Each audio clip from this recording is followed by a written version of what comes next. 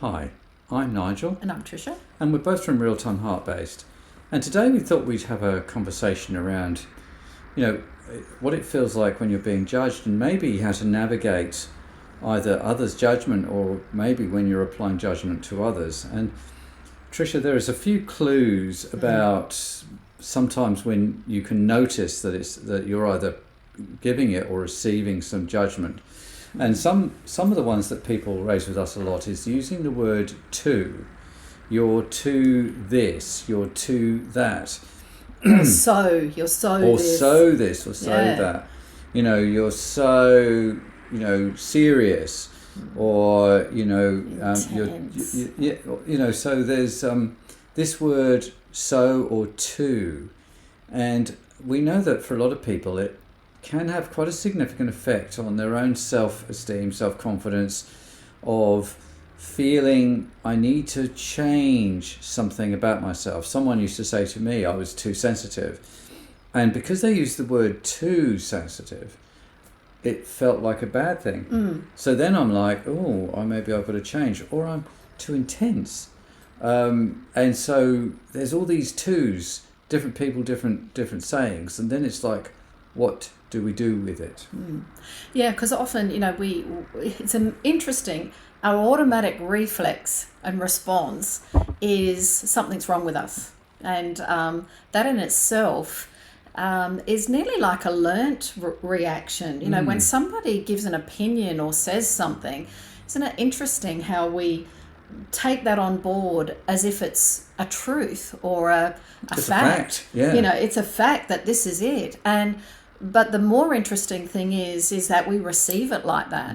So that's the first thing, is just to recognize that, that it is an opinion. It is their way of communicating with you about you. And like you said, that too sensitive or so much. The reason why it probably feels uncomfortable and a bit prickly is that you are likely to be sensing that there is judgment being made on you. Yeah, and disapproving judgment in a way. That's right. So it's a judgment which is kind of, you're too or so this, change it. That's right. Make yourself more acceptable to me. And I've it used to cut me very deeply when someone would provide this type of response. And it's interesting because these days, if someone said to me, you're too sensitive, I would probably say, actually, I'm happy with my sensitive because my sensitivity allows me to enjoy all the different dimensions of life. And I'm very happy with that. So it brings me a lot of benefit.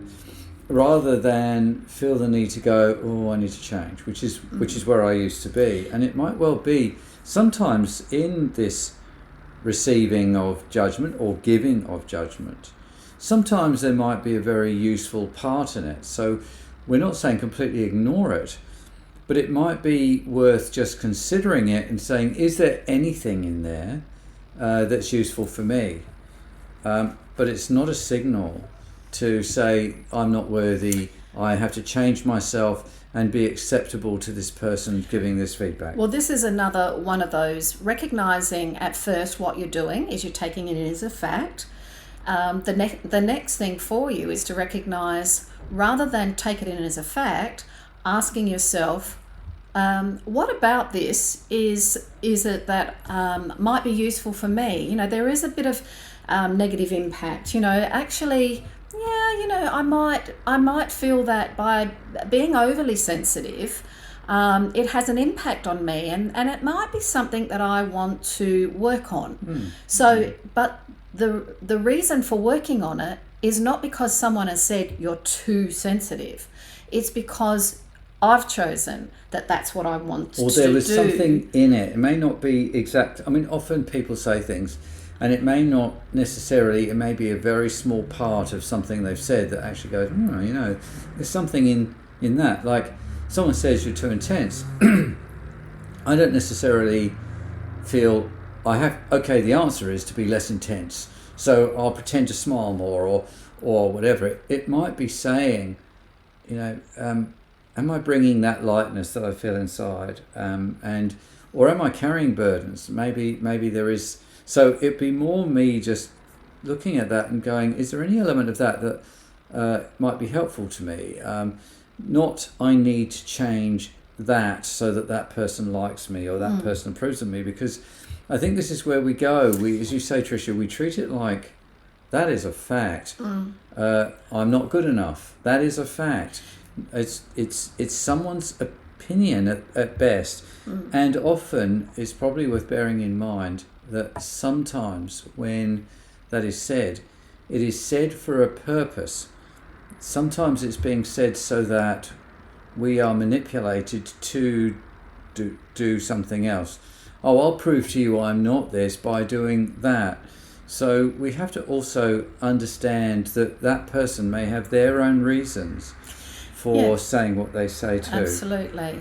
I think in the end, a good to and fro in this interaction is really more about, rather than picking out the things that you may perceive as being not what you want or not what you like or whatever it is about, trying to manipulate or whatever, rather about working on understanding what are you about? What is this person about? So when you start to seek understanding, rather than looking at it as bad or good, right or wrong, it's none of those.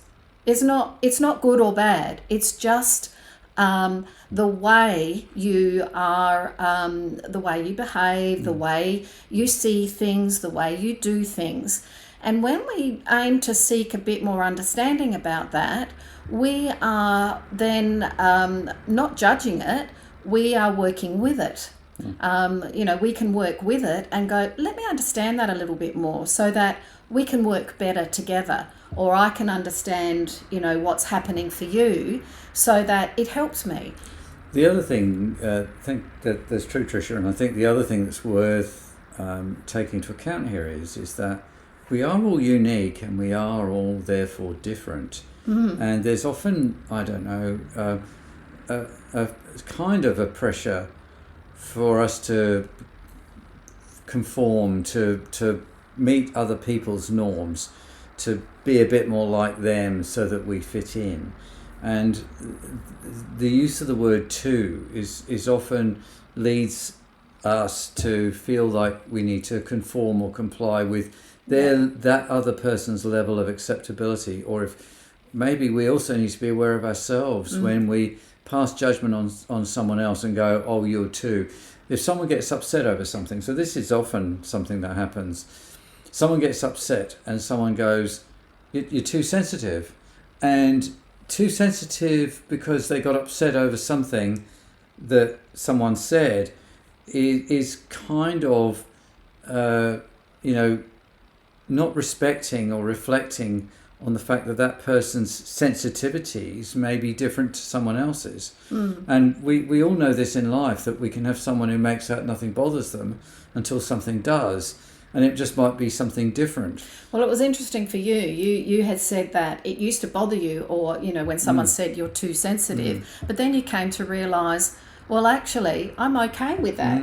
And it's interesting, the other day we were talking about and what we call the quirkies, understanding that often the things we might be sensitive about or do differently to somebody else, or they are our unique parts of ourselves.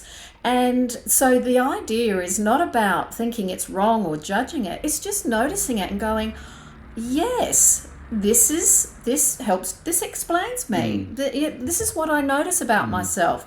And I'm realizing the more I understand about these ways that I might do things, and for myself it's helpful because I decide from that, well, do I like it? Do I not like it? Do I want it? Do I not want it? Well, some people, for example, respond to tone.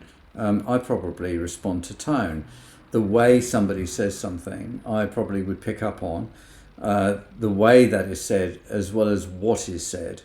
Whereas someone else may only focus on what is said and not pick up the tone. We have these different sensitivities. It's like we can each put a piece of food in our mouth, and one of us may say, "Oh, it tastes amazing." The other person goes, "I don't like the texture," and someone could say, "Oh, you're too fussy about food," but the next moment you might be quite happy to eat horse meat, and the other person might say, "Oh, I can't eat horse meat." So it doesn't mean because someone says that they don't have their own sensitivity. Yes. So it's about actually us saying, instead of, "Oh, you're too fussy," it's like, "Oh, what does that do for you?" "Oh, that's interesting." It's like an understanding, a learning, because when we interchange in that way, we get to understand how someone else feels, what experience that gives them, and it brings us a different realization instead of this, "You're not like me, therefore you're too something." So maybe notice. And that's when those labels come in, too fussy. No, in a particular area, you may not like something, and so you have a quirky about that particular thing. But it's so easy for these, we've talked about labels before, how they come in, and then we get nervous or a bit anxious about what we've been told we are. And we're really discouraged then. Yeah, and really, so if we can just keep it to the situation, to understand better that moment, what's presenting, what's happening in that moment, rather than giving it, instead of giving the judgment, understand more about it. So if someone says, "I didn't like the way you spoke to me," instead of just shutting it off and going, "Oh, you're too sensitive," you can say, "What was it about that caused you to be upset," or whatever? And that person might say, "Oh, you used the word blah." Some people don't like profanity in their statements, or it might be, "Oh, your tone was so blah blah," and you can say, "Oh, really? Why does that affect you?" And then that person might actually go, "You know what? That comes from my past." So, there's an understanding. Or, "I don't like the taste of this food. It's too hot, too cold, whatever." Instead of going, "Oh, fussy," you might say, "Well, what is it about it?" "Oh, it's the texture," or "It's this," or "It's that." Then you're learning how someone else experiences something that may not be the same as how you experience it. That's it. And that's why when we relate it to, we look at lots of things about relationship building, and there's no one thing, but this is a very helpful aspect to relationship building, because in moments you're learning and discovering and working to understand that person a little bit more, rather than sweep them off with this a statement. And the other thing to bear in mind is we often receive or give that type of response when it's inconvenient, when someone's reaction is inconvenient for us. For example, I can't wear man-made fibres, nylon, polyester. I can't wear them. I have a reaction to it. It's not very comfortable for me. It puts my teeth on edge and so on. Now, again, instead of somebody understanding that, they could just go, "Oh, you're just too blah," and it's like, yeah, well, maybe, but it's not something I can change. It's just a reality for me.